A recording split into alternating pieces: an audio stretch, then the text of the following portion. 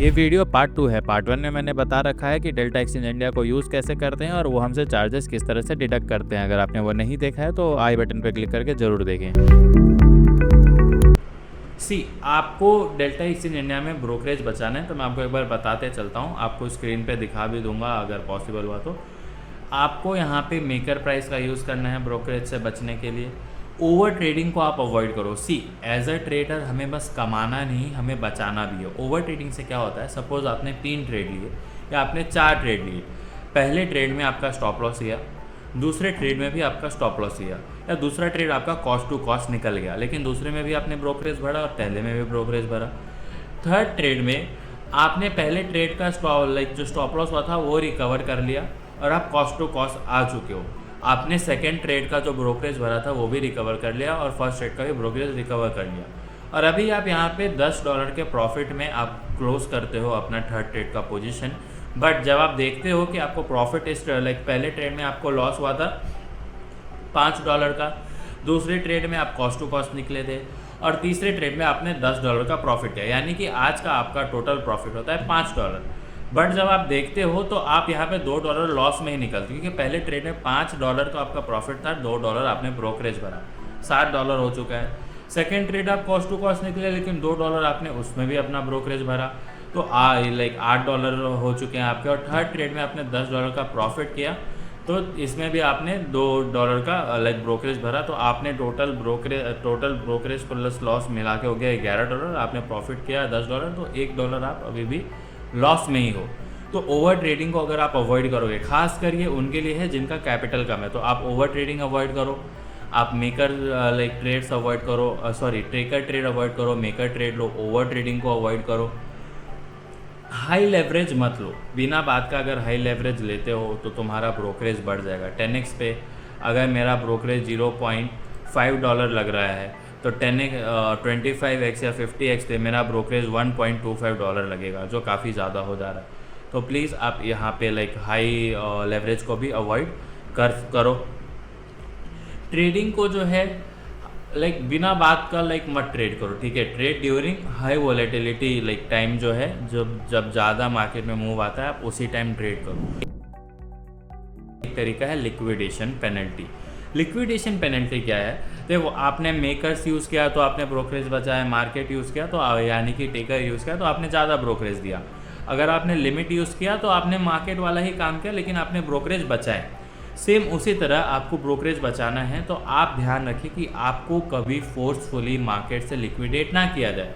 Suppose कि आपके पास $300 हैं, आपने $300 का ट्रेड लगाया और इस पॉइंट पे आते ही आपके $300 ख़त्म हो जाएंगे, $300 का लॉस हो जाएगा।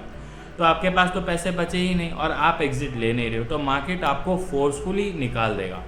तो इसे बोलते हैं लिक्विडेट हो जाना। अब जब मार्केट ने फोर्सफुली निकाला तो यहाँ पे डेल्टा एक्सचेंज लिक्विडेशन पेनल्टी लगाता है, यानी कि जब मार्केट आपको फोर्सफुली निकालेगा, यानी आपके विलिंग के खिलाफ, तो आपको पेनल्टी लगेगी, क्योंकि आपके पैसे ख़त्म हुए तो आपका अकाउंट माइनस में जा सकता है, या फिर जो आप नेक्स्ट डिपॉजिट करते हो या फिर नेक्स्ट ट्रेड लेते हो तो, या फिर जो आपके वॉलेट में अमाउंट है उसमें से पैसे कटेंगे।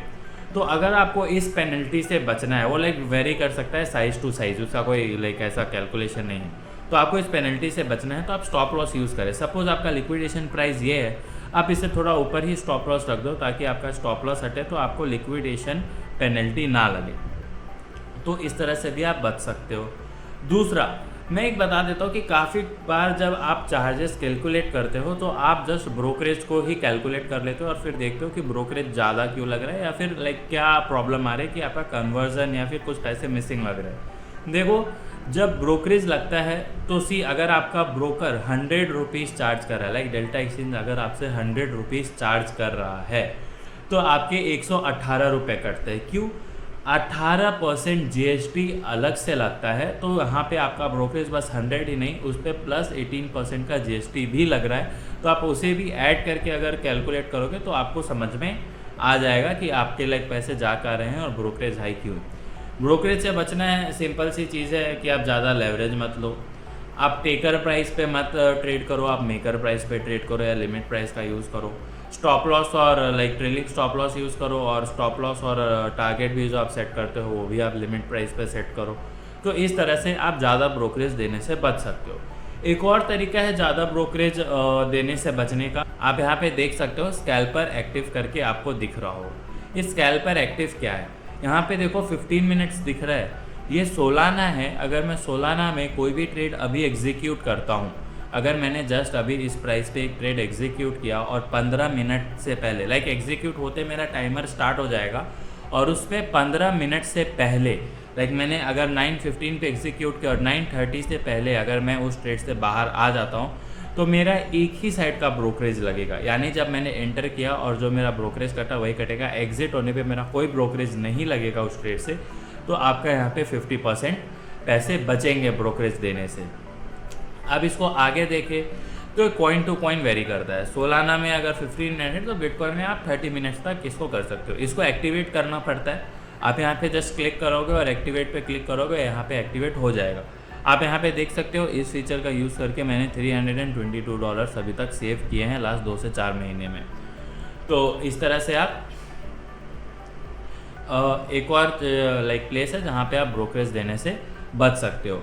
अब आपको चार्जेस समझ में आ गया, आपको ब्रोकरेज कैसे देने से बचना है वो समझ में आ गया, और आपको पूरा ये लाइक इंटरफेस जो है वो समझ में आ गया। अब आप इंटरफेस को कस्टमाइज़ भी कर सकते हो।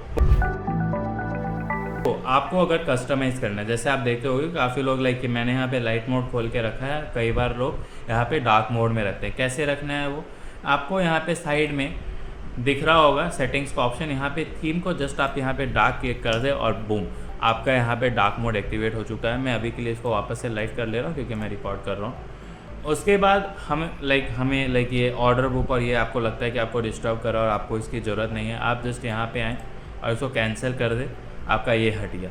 अब ये खाली स्पेस में मैं क्या करूँ, आपको चार्ट एक्सपेंड करना है, आप लोअर बॉटम पे आओगे और आपको यहाँ पे एरो दिखेगा, आप यहाँ से अपना चार्ट एक्सपेंड कर लो। अब आप यहाँ पे चार्ट एक्सपेंड कर लिया, आपने डार्क मोड कर लाइट मोड कर लिया। आपको यहाँ लाइक इसके अंदर भी कुछ कस्टमाइज़ करना है, आप सेटिंग्स पे आओ, आपको ये लाइक इधर चाहिए, ये इधर चाहिए, उल्टा फुल्टा चाहिए, आप उल्टा फुल्टा जो चाहो कर सकते हो। आपको कैंडल्स चेंज करने हैं, लाइक आपने देखा होगा बहुत लोग ब्लू वाइट कैंडल यूज़ करते हैं या बहुत लोग बस लाइनिंग्स वाली कैंडल्स यूज़ करते हैं। तो उसके लिए जो आपके टाइम फ्रेम के बगल में जो ये आ रहा है, आप इस पर क्लिक करो और आपको सपोज़ लाइन वाली कैंडल चाहिए, ऐसी कैंडल आ गई। इसके बाद आपको सपोज़ वॉल्यूम कैंडल चाहिए, वॉल्यूम कैंडल्स आ जाएंगे।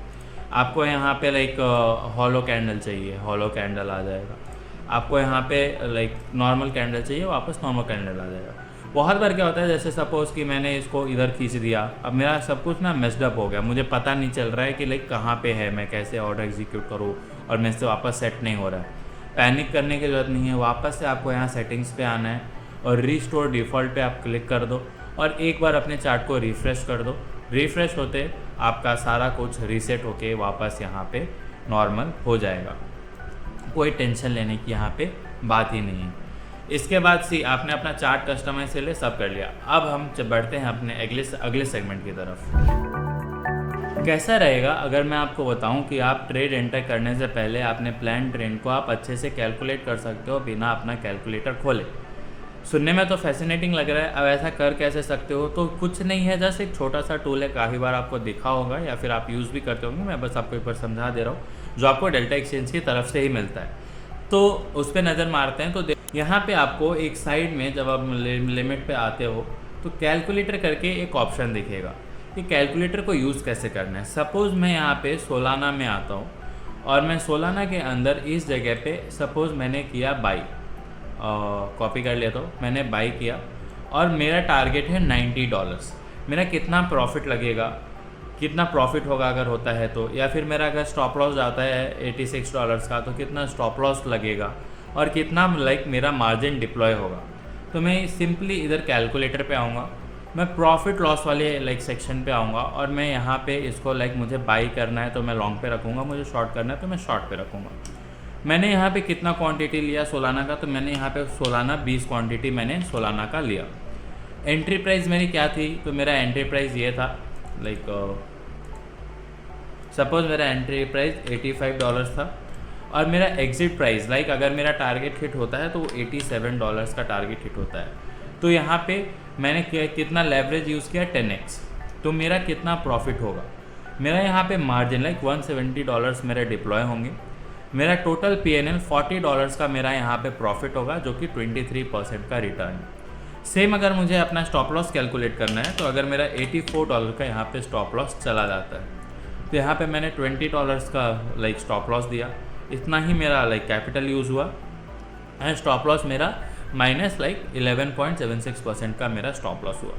यहाँ पे आप अपना लिक्विडेशन प्राइस भी कैलकुलेट करना चाहो तो कर सकते हो। लाइक आप अपना यहाँ पे क्वांटिटी एंटर करो, कितने क्वांटिटी पे लिया, कितने लाइक ये डॉलर्स पे लिया, और कितना लेवरेज पे आपने लिया। अब आपका यहाँ पे एस्टिमेटेड लिक्विडेशन प्राइस जो है सो यहाँ पे दिख जाए कि इतने क्वांटिटी लाइक अगर प्राइस आप $85 से $76 आता है, तो आपने जितने भी कैपिटल डिप्लॉय करके रखा है वो पूरी तरह से फोर्सफुली मार्केट से आउट हो जाएगा। आपको अपना ट्रेड का साइज़ करना है, तो आपको कितने पैसे लाइक कितने एंट्री प्राइस आपको क्या रखनी है, और आपको कितना सपोज़ $300 आपको यूज़ करना है, और आपको लाइक जितना भी क्वांटिटी आपने लगाया है वो, और कितना लेवरेज, तो 10x लेवरेज, तो आप यहाँ पे 35 कॉन्ट्रैक्ट्स खरीद सकते हो, वो आपको यहाँ पे दिख जाएगा। टारगेट प्राइस आपका कितना होना चाहिए, तो आपने 10x लेवरेज सेट कर लिया, और आपका एंट्री प्राइस $85 है, तो आपको लाइक कितना रिटर्न चाहिए, आपको लाइक चाहिए 10% का रिटर्न चाहिए, तो आपका टारगेट प्राइस है $85, 85.8500 USD आपका टारगेट प्राइस यहाँ पे हो जाएगा 10% के रिटर्न के लिए। तो इस तरह से आप इस कैलकुलेटर को यूज़ करके अपने प्लान ट्रेड को और ज़्यादा क्लैरिफाई अपने माइंड में रख सकते हो।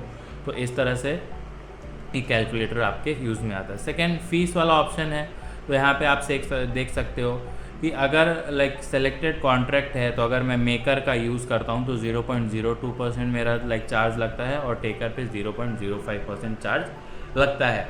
बाकी अगर मेरे पास कोई फ़ी वाउचर है, फ़ी वाउचर क्या है, सपोज़ कि अगर आप अभी मेरे लिंक से या फिर किसी भी अपने फ्रेंड या यूट्यूबर या किसी के लिंक से अगर आप अपना अकाउंट खोलते हो, तो ये विन विन सिचुएशन होता है। लाइक अगर आप खोलते हो तो आपका 50% ब्रोकरेज बचता है, और सामने वाले का भी, और आपकी ब्रोकरेज से सामने वाले को 50% का कमीशन मिलता है। सपोज़ आपको $2 पे करना था, तो आपने $1 ही पे करेंगे अगर आपने किसी के लिंक से अकाउंट खोला है, और आपके $1 में से 50 लाइक 0.50 जो है सो सामने जिसके अकाउंट से आपने खोला है उसको मिल सकता है। तो ये आप इधर रेफ़र एंड अर्न करके भी कर सकते हो।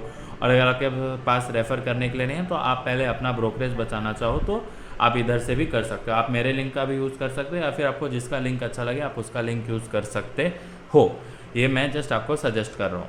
तो वीडियो खत्म हो चुकी है, और जिन्हें नहीं पता है मैं उन्हें बता दूं कि ये वीडियो पार्ट 2 है। पार्ट 1 ऑलरेडी अपलोडेड है, जिसमें मैंने मेकर, टेकर चार्जेस, जीएसटी कितना लगता है, डेल्टा एक्सचेंज यूज़ कैसे करना है, ये सारी चीज़ें मैंने उसे बता रखी है। ये वीडियो उसी का पार्ट है, जस्ट टाइमलाइन काफ़ी बड़ी हो गई थी तो मैंने इसे पार्ट 2 करके डाला है। और नेक्स्ट वीडियो में लाने वाला हूँ कि लाइक हमें मार्केट में किस टाइम पे ट्रेड करना चाहिए। तो चैनल को सब्सक्राइब कर लो ताकि वो वीडियो आपसे मिस ना हो जाए। तो मिलते हैं अगली वीडियो में, तब तक के लिए बाय बाय।